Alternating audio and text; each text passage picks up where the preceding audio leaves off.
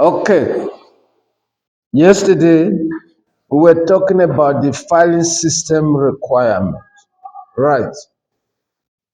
Filing system. What are the things that you could see in a good filing system that you feel that, yeah, this is superb, you know? So these are the things that we need to talk about. Simplicity, right? We talked about simplicity yesterday as one of the filing system requirement. The files or the way you do your filing must be simple, right? Don't make it difficult or to be in such a situation that when one comes to retrieve something, then it's gonna be very boring, you know. So it must be simple for anyone to understand. Do you understand what I mean? Right? Perhaps, not even perhaps, possibly you need to have a kind of classifications. You classify the document, right? Can be classified geographically. It depends on the type of filings or the type of files you are dealing with, right? Yes. So it must be appropriately classified, as we said, and there should be high level of accessibility in the sense that even if you are not there, someone can, for example, if somebody is looking for something, someone can go there, right, and retrieve whatever that one is looking for, right, on the condition that is not confidential document, right? Because you cannot leave a confidential document, leave it anyhow, you know, without having a means to secure the document, either by way of introducing passwords or using keys or whatever that one can use to prevent unauthorized access to such a confidential document. Right. We say accessibility as we have it here. File document must be accessible. All right. Having document filed without any access is the same thing as losing the files, right? So if documents are not accessible, perhaps get to a point that you're looking for the document. So if you cannot be able to retrieve the document, what is going to happen? It's the same thing as not having the document in the first place, right? Then a suitable equipment. You must use a suitable equipment to make sure that the equipment used is compatible with the sizes of the paper. For example, if you want to file an A4 paper, so you must make sure that whatever you are using to file it, even the filing, the deliver act file or whatever you're using, or the filing cabinet should be able to accommodate, right? The size of the papers. Right. Yesterday I showed you an example of an arc lever file, right, Jonga? This is what we call arc lever file. Can you use this file to file an A0 paper? You know what we mean by size A0 paper? A0 is the largest format. Do you know the largest format of a paper, the largest size is A0? Do you know about it? You know A4 size. You, oh, you've seen that. Okay, Bayakut, I'm happy you know that. What about A3? How many of you have seen A3 size paper before? Hello, yeah, what you do, you must focus. Have you seen A0 paper before? Size A0, how does it look? You don't know, you see? A0 is a very big format, large format, right? Okay, so you cannot file A3 paper, A0 paper here because the sizes are not compatible. This one is meant for A4. Do you understand what I mean? This is what we call liver art files, right? Yeah. Okay. Now we're talking about electronics, for example. We say like what we have here: papers, document file in filing cabinet, drop down files or liver arch files. Right. This is liver arch file. Have you seen something of this nature before? Drop down files. There are files like this. You put the document inside. It got a provision like this where you hang it on the shelf. Have you seen? It's like this. If I can depict it here, but let me see if I can depict it correctly. I don't know why I don't have a sample here. The file looks like this. Let's say got a handle like this. Then you see,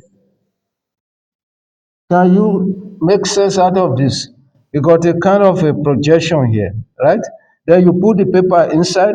Then on the drawer, you hang it on the drawer like this. You arrange it. Have you seen if you go to the government department and you see some, or in the hospital, you see how they arrange their files.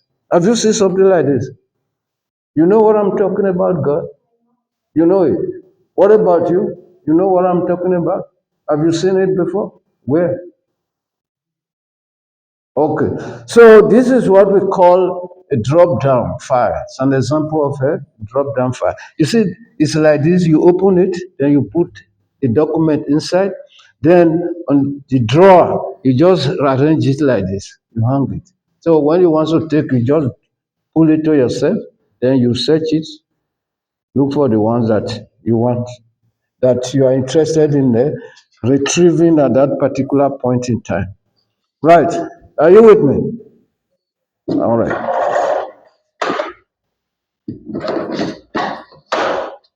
Right. Then we said, for example, electronic filing needs to be accessible usually in a server. You know what is a server? Server. You are doing LO. Is it LO computer? Right? So most of the documents are being backed up in a server. That's a got big space, hard drives. So whatever you do within the system, the network, so you get backed up in the server. Then safety is one of the filing system requirement. Protect store document from being damaged. If you don't protect documents that are being stored, it can either be damaged by fire or whatever, by dust, water, and whatever. Right. For example, we are using this cabinet here. It's protecting this document from being damaged. Right. Okay. Then you need to have or be concerned with the requirement of security. Right. Maintaining confidentiality. You see, there are certain documents that are highly confidential. Right. Of which you wouldn't allow, or you would not allow someone that is unauthorized to have access to such documents. That is why sometimes, or most of the time, you see some of the digital files are being encrypted. Encrypted, they encrypt it. You know what we mean by encryption? When you send an email, right?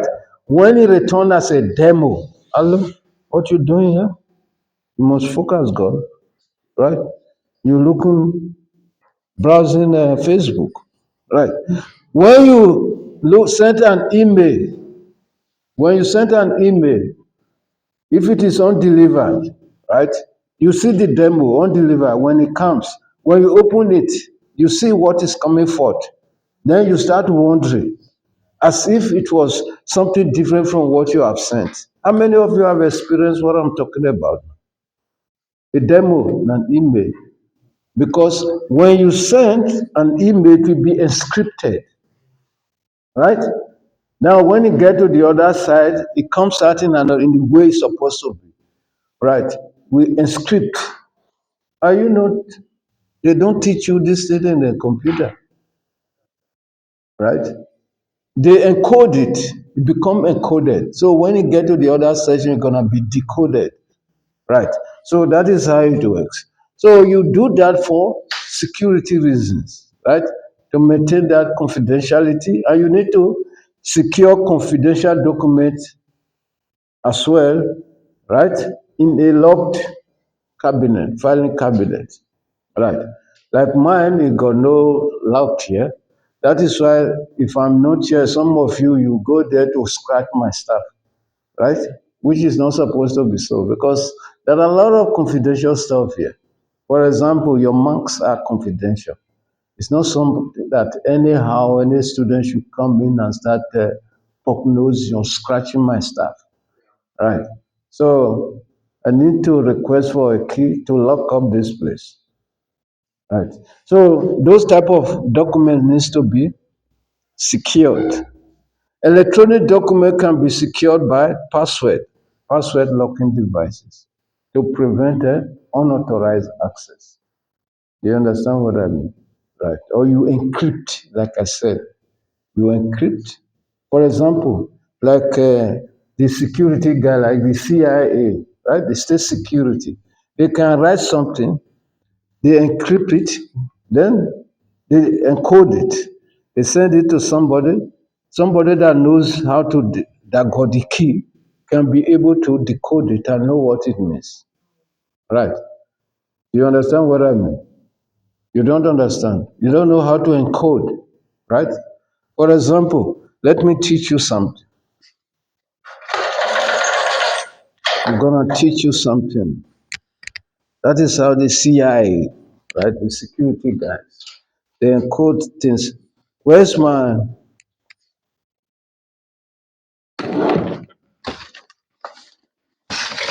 where is this stuff? Okay, this is what I'm talking about. Just a simple way to encode and decode. For example, what is your name? Marcus, right?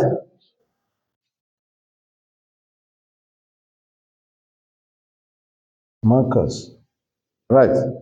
We can encode it like this. You know the number for M. If we say 1, 2, 3, 4, 5, 6,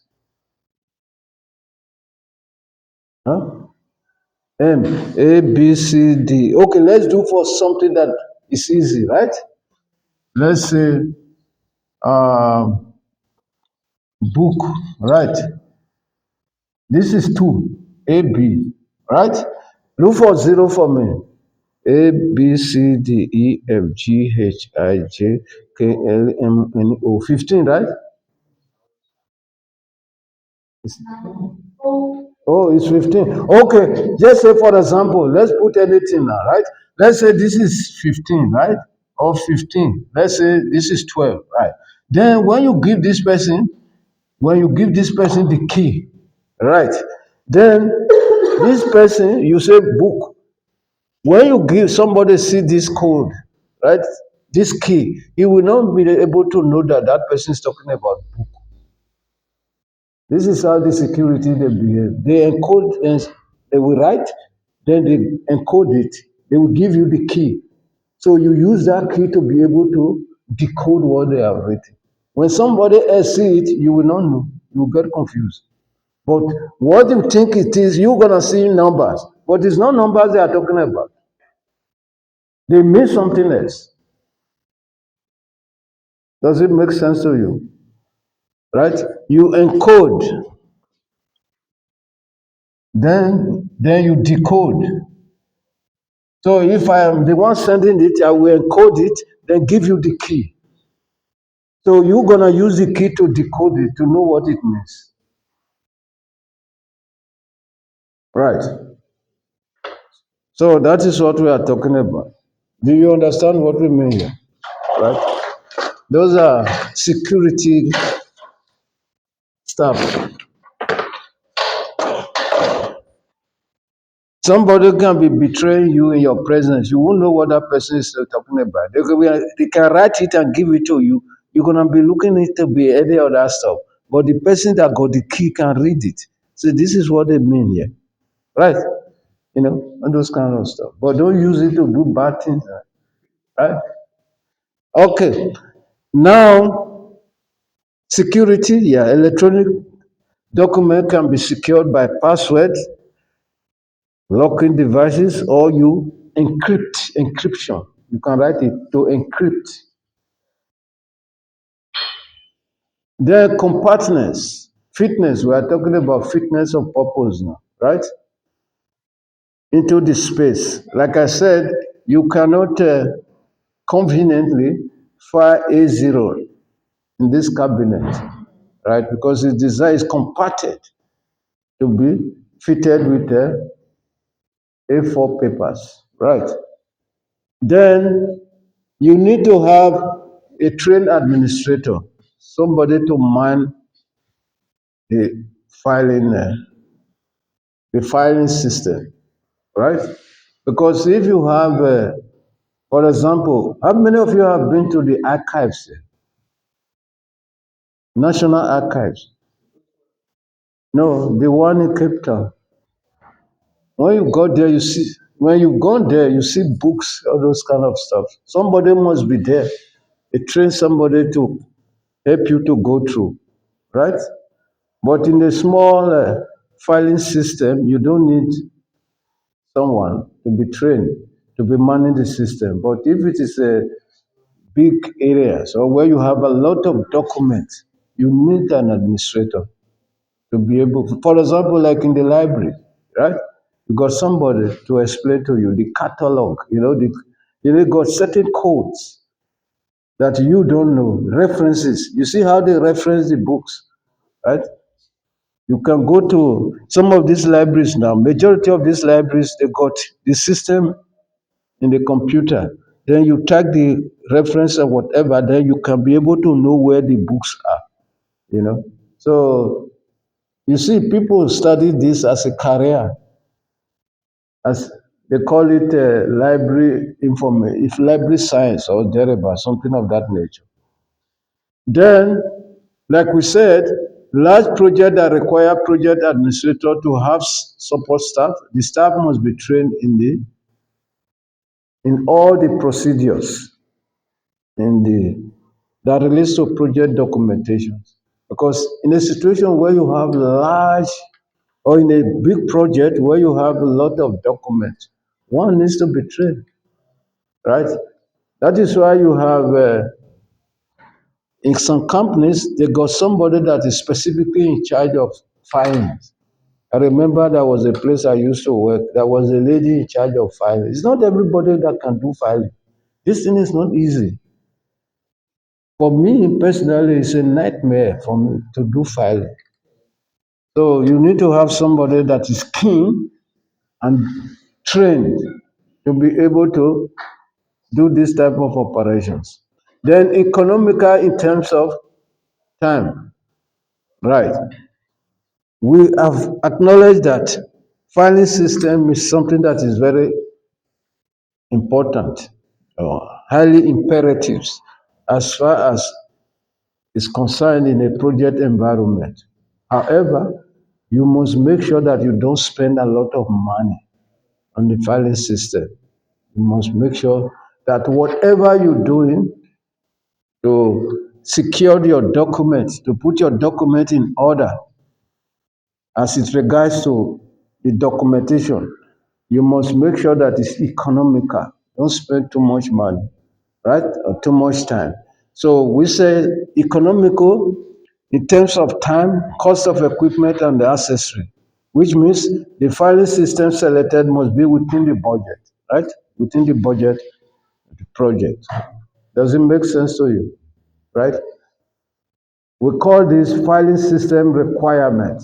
Very, very important. It always come out in the exam. Don't play with it. Might come out in your second term exam and even your internal exam. Perhaps in your final exam. Very important. Filing system requirement. You should be able to identify and explain. Sometimes when it comes out in the exam, it can be 15 marks. Yeah, 1 5. 1 month for the identification and 2 months for the explanation. You see? Huh? Yeah. Filing system requirement. The question is going to be direct. They will ask you to identify and explain the filing system requirement. I've discovered over the years that when you ask students, when they see this type of question in the exam, they will just identify without explaining. And if you've done that, you lose a lot of marks. because you might end up getting 5 over 15. Yeah, because when you identify, each identification is 1 mark, right? So if you explain it, 2 marks. So if you just identify, you end up, or if you are able to identify correctly the 5, you get 5 over 15 and you fail it. So you must know how to explain, right? Just give a few sentences or even one sentence to explain it. Then you done, you get it 2 marks, 3 marks for one, altogether making 50. Right? Any doubt regarding this? Then features of a filing system, right? Marking files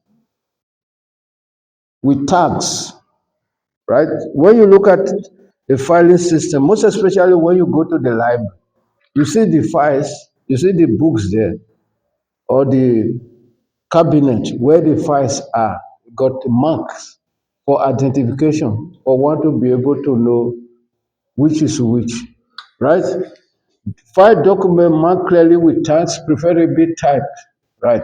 Electronic stored document clearly named to indicate its content. For example, when you want to file electronic document, you name it, right? Do you just say document one, then you save it? If you do like that, at the end of the day, all of your document are document one, document one, document one. How will you know which is which? Do you understand what I mean? Right? If it is your task one for project management, when you are saving it electronically, you say task one project management, right? Task one management practice. Task one office, what do you call it? New venture. You don't do new venture, right? Task one operations management. Then you can be able to discern it. Then task two, project management. Because if you say task one, project management, right? Then the other task is coming, say task one, project management. It's going to bring a kind of confusion to you. Even it can confuse the computer. You confuse the system. So you need to be able to name, right? Electronically, you name your files accordingly, right? We say electronic store document clearly named to indicate its content. Because if you name it properly, right, as you are studying it, you can be able to discern it. Once you just look at the folders, you can be able to know which is which. Right. For example, now if I open my stuff, this my computer is full of there are a lot of files in my PC. Right. I can still have things that I saved long, long time ago. You know, each year, you know what I used to do? For example, at the end of the year, then I put everything together. Then I say, for example, like last year, I say 2025. You see? Then later, I create another one, just like that, progressively. So if I'm looking for things that I know I've done long, long time ago, I use the year to locate it. Right.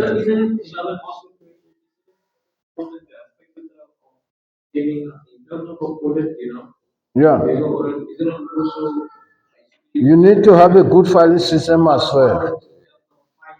Yeah, it's very important for quality QMS, quality management system. Your filing must be in order. Otherwise, you looking for a document and you can't know where the document is. You should be able for audit, we call it audit trail, right? You should be able to trace any document, or it could be expense document, to its source.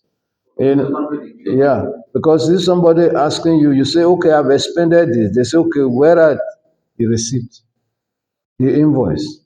So where you find the invoice should be something that you can be able to retrieve. So if the invoice is not there, it's what we call it. It's like you are not it's non-compliance. Let me put it that way, right? Because audit report they got their own language, non-compliance, and non-compliance is something that It's not a good language. It's not a good practice in terms of, it's not a good language to report on an organizational practice. So you must make sure that all your documents are intact. Huh? Yeah, you keep. You see here, we're keeping your scripts. We got POEs here for your script because the officials they comes in to say bring your POEs, bring your PA because they want to see the evidence.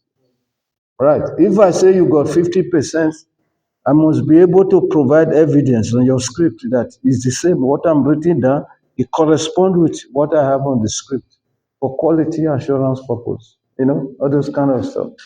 Right. Then we say inventory of project documentation, right? You need to stock, right? Project documentations. For example, if a project is finished, right, what do you do with the document? You need to stock the document for a while. You don't just discard it all, right? For example, your asset, we call it asset, right? It's a kind of an assessment. It's an integrated summative assessment, which the department require us to keep the evidence for 3 years. So we don't throw things away, right? We have to create a kind of an inventory of the required document or the project document. So detail is to keep track of all the document file, right? List could be electronics or paper-based. An inventory is just like a directory. You know what is a directory? Directory. We used to have what we call a phone directory. You were still small that time when we were making use of a phone directory, where you have the telephone number, right? The listed telephone number of companies, organizations, even of individuals. Then you can even have the street address and all those type of stuff. So inventory of project documentation, right? It's a stock of the project documents that you have so that you can be able, it's like a catalog that can help you to trace the location of such documents. Yeah,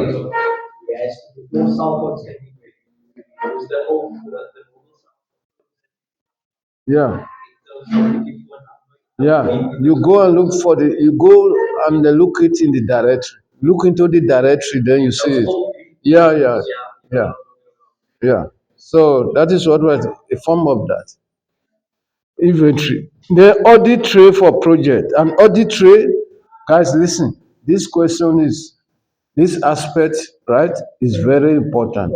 You see this small stuff here, they like to set it in the exam. Audit tray.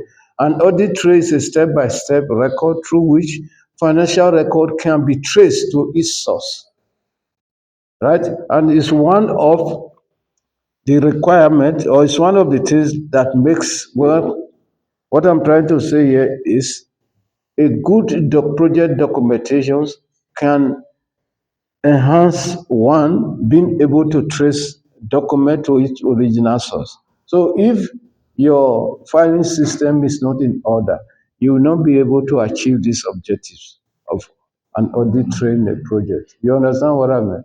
Because things will be in disarray. You wouldn't know where you be able to locate invoices or whatever, let alone to trace to the original source. Does it make sense to you? It's very interesting. So types of files, right? Like I spoke to you yesterday, we've got manual files, right? Like what you could see here. Mine, this is manual, it's not electronics, right? Type of filing system you have filing cabinet. How many of you have seen a filing cabinet here before? Filing cabinet. Have you seen a filing cabinet before? You. What about you? Where is it? Where have you seen one? Hey, Jonga, this is a filing cabinet. I don't mind look like a caricature of it, but it's a filing cabinet, right? Then files, drop down files. Just remember the one I showed to you just now, right? These are for manual filings, right? Manual files. Or liver arc, right? Liver arc files. Those days I used to, even this liver arc files, those days when I was like you, I used to say, where is that stuff? How does that thing look like? Let's see, it's like this is what we call liver arc. Yeah. Okay. Where the files are kept, right? This is in terms of the manual files, central filing area or room within the department. For example, now we don't have an archive here where we store our stuff, right? I've been trying to raise this idea raise this idea to the management of the college that we should at least, have a kind of a storage room archive where we store this your POEs and all those type of stuff. Maybe one of these days we shall be able to achieve that. Then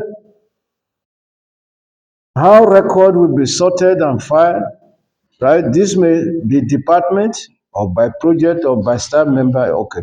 How the record will be retrieved, right? This is another important thing we need to know as far as filing system is concerned. Project documentation, right? In terms of retrieval, being able to get retrieve document from where the files or the document been filed is very important, right? Ease of retrieval. So is the period over? Okay. So I'm using your break time now. Okay. Next time we're gonna continue from here. Computerized files, right? All right.